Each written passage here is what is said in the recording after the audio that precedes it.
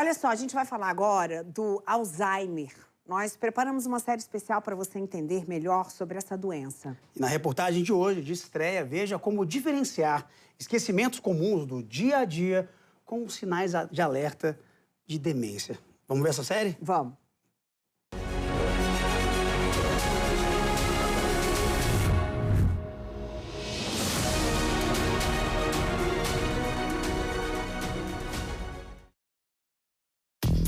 Quem está 100% presente, prestando atenção no que faz o tempo todo, atire a primeira pedra para o alto.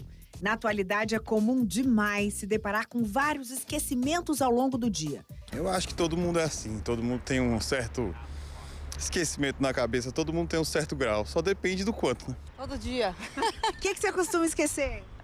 Da chave de casa, onde eu coloquei o celular. Acho que falta de atenção.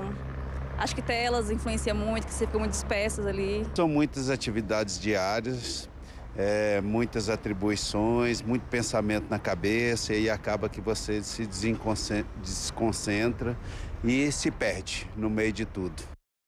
Dá para ver que esquecer das coisas é algo natural. Mas será que estamos mais esquecidos e cada vez mais cedo? A neurologista confirma a informação e diz os motivos da memória estar indo para segundo plano. As pessoas têm consumido muita informação, consumido informações muitas vezes de não tão boa qualidade, têm tido menos tempo dedicado à leitura, a estudos. E olha, apressar a vida também tem consequências prejudiciais ao cérebro. A lentidão de cada atividade é necessária para o processamento das informações e para a formação da memória, das referências. Nada de áudio em velocidade 2, de fazer tudo ao mesmo tempo achando que está ganhando tempo. Você está, na verdade, atrasando o entendimento das coisas. O geriatra nos ajuda a diferenciar os esquecimentos para saber como lidar com eles.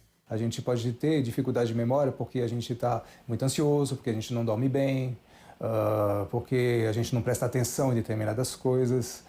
Tem vários fatores que podem levar a perdas de memória que são coisas corriqueiras. O que é mais preocupante são as perdas de memória que começam a atrapalhar o cotidiano, a fazer a pessoa perder a autonomia. A pessoa, por causa dessas perdas de memória, começa a ter dificuldade em gerenciar sua vida financeira, esquece de tomar seus medicamentos, começa a ter mais dificuldade em usar um transporte público, por exemplo. Isso sim é bem mais preocupante e pode corresponder a uma doença neurológica.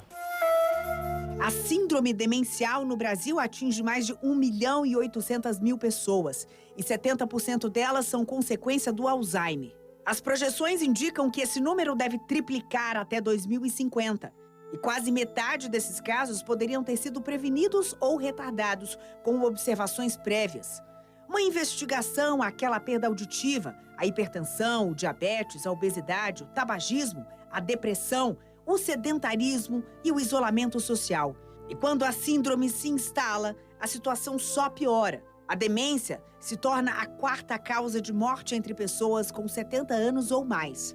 A doença de Alzheimer, por exemplo, é uma doença de início insidioso, evolução progressiva, muitas vezes não diagnosticada a tempo, inclusive. Inclusive, vale a pena falar do preconceito que tem com os idosos, né, o etarismo, que faz com que muitas pessoas achem normal um idoso ficar repetitivo, deixar de fazer as coisas, não conseguir mais ter autonomia. Ah, mas é porque ficou velho. Não, é porque ficou doente. E as pessoas têm que reconhecer que isso não é envelhecimento normal, e sim uma doença, para poder, então, procurar auxílio médico. A doença de Alzheimer, por exemplo, ela não mata ninguém, mas ela fragiliza o paciente. E o paciente vai morrer numa fase avançada de pneumonia aspirativa, por exemplo, ou das consequências da imobilização prolongada. E isso, sim, leva ao óbito do paciente. O caminho para retardar os avanços da doença e até o surgimento dela passa pela prevenção, com hábitos saudáveis. O sono, por exemplo, é fundamental. Quando dormimos, ativamos o sistema linfático, que limpa os resíduos tóxicos do cérebro. É uma espécie de esvaziamento da lixeira. Durante o dia, é adotar alimentação saudável, atividades físicas, ouvir música, fazer atividades novas e manuais para estimular o cérebro. Jogos de tabuleiro, cartas, caça-palavras, tarefas diárias são ótimas para isso. Dançar, cantar e ter convívio social também. É viver a vida, gente, a cada minuto. Mas se os sintomas já existem, o caminho é buscar a ajuda de um especialista. A tecnologia trouxe novos exames biomarcadores que diagnosticam o Alzheimer ainda no estágio inicial, identificando níveis de uma certa proteína no cérebro. E depois do diagnóstico, é o médico quem dá a diretriz. Vão ser estabelecidos quais são os tratamentos melhores para esse paciente. A gente tem alguns tratamentos disponíveis, a depender do estágio da doença, a gente escolhe o melhor tratamento. E a gente também tem as questões de alterações comportamentais que podem acontecer, que a gente vai precisar manejar. Então, essa conversa com a família, ter um ponto de apoio importante, ver como está essa questão estruturada na família para cuidar desse paciente, tudo isso é muito importante. E no mais, família, paciência. Quem tem Alzheimer esquece que esquece. E a resposta é o amor. E tentar responder na 10ª pergunta, mesma pergunta, como se fosse a primeira. Porque o paciente, na realidade, ele não tem culpa disso. Ele é vítima de uma doença.